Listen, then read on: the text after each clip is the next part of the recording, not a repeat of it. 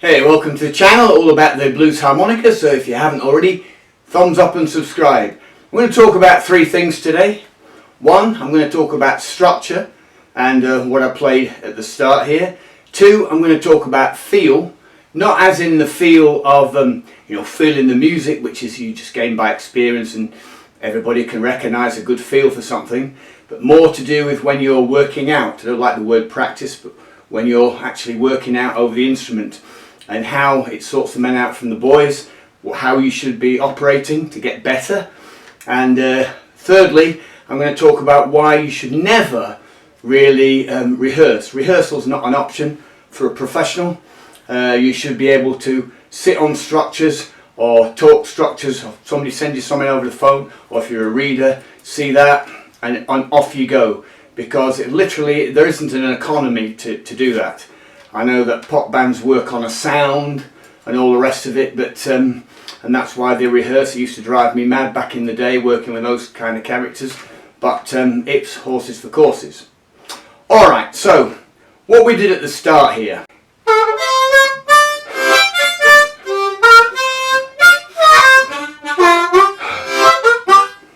Might have block chorded that.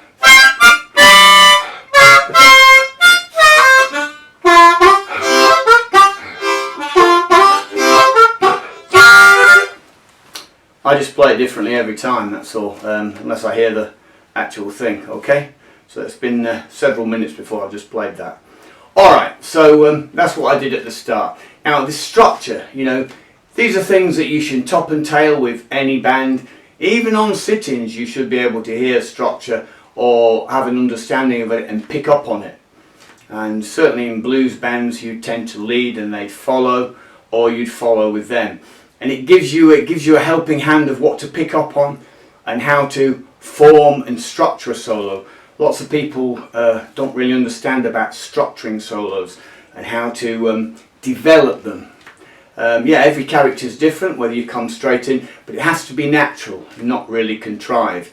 And what I played at the start here, I didn't play any 9ths or 11ths or 13ths, I don't think. I just played real bog, easy. It was just about, I was trying to show just natural feel of what I'm hearing. So I just put the track on, I had to listen for a couple of minutes, see how it was going to go, okay, and then let's go at it like this, alright? So that's the example there. Now, we talk about feel, alright? Now, I'm not talking about feel as in feeling the music, as I've just demonstrated with the at the start here. I'm talking about feel where you take an arbitrary note, you're feeling for a note. The more skill you have on, more knowledge you have, on scales and chords, the easier and the more, it's a better facility for you to be able to do this. It's a musicianship thing. It's a way of hearing a note and then just working on the right side of your brain and letting it feel for the note. You're not even telling yourself what key you're in. But a very simple thing, if I went,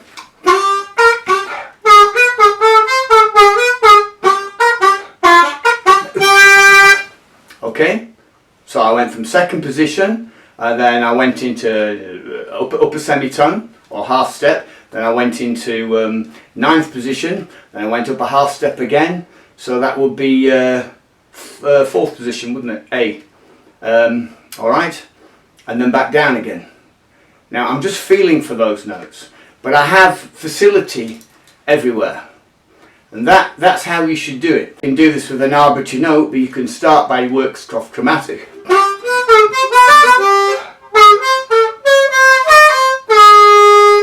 See what I mean? Just moving chromatically into 9th there. Best way to do it is chromatically. But then, you see, the idea is, you work on your scales and chords, but the idea is that then you just hear a tune, hear something, pick an arbitrary note, you're not even quite sure what key you're in, and then feel for it. Because it makes you hear the sound in your head before you play. Alright? With a good coach, they should be telling you this from day one, when you can only go from day one.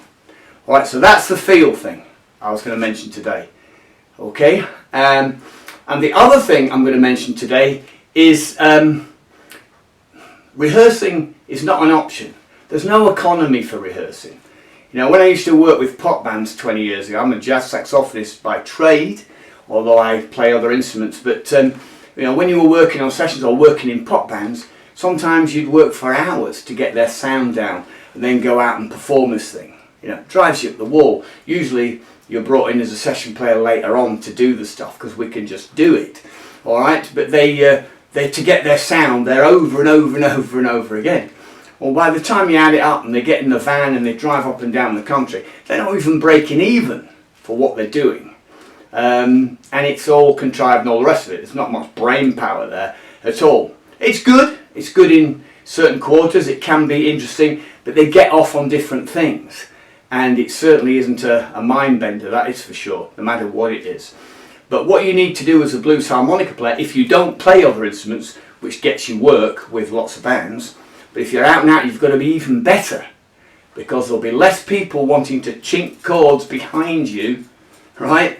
There'll be less people wanting to do that, and you have a sit-in at the front, and for people that don't know every difference, hear a slightly different sound and a bit of and all clap, oh isn't he marvellous, you know, and take the limelight for 3 or 4 seconds. The band that are playing there are going to hate you for that. They're not going to want people to sit in, are they, on that? So you've got to be mindful of that, and you've got to make sure that you are proficient. You understand what's going on around you in the band, and have as much musical knowledge, as you possibly can.